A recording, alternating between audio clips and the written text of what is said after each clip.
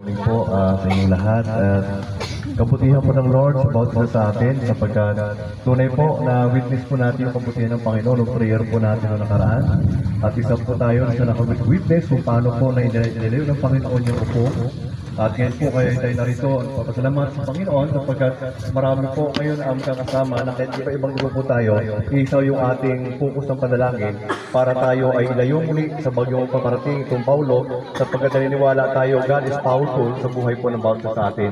So salamat po sa mga taga-Binabista na dumalo, salamat po sa mga taga-Bugpog na kasama natin ngayon, kasama po natin mga taga-Santa Cruz, Torrijos at maging po sa aming pong bayan. Kaya salamat po sa inyo pong patuloy na sana po ituloy-tuloy itong panalangin natin sapagkat naniniwala tayo ang bawat isa po ay mayroong partisipasyon anuman po yung kinabibilang grupo, anumang posisyon. We are here no, na mag-isa tayo sa panalangin at salamat natin sa ating Panginoon. Purihin po ang Panginoon. Nasusumpungan nyo ang mga religious leader at ang mga politika ng pagkakampi-kampi, pagkanya-kanya. Kami po ay iisa naman ng Diyos na pinaniniwalaan at kayo yun. Kaya kami po humihingi ng tawad. Ipagpamanin nyo po ang sala ng bawat isa sa amin, Panginoon.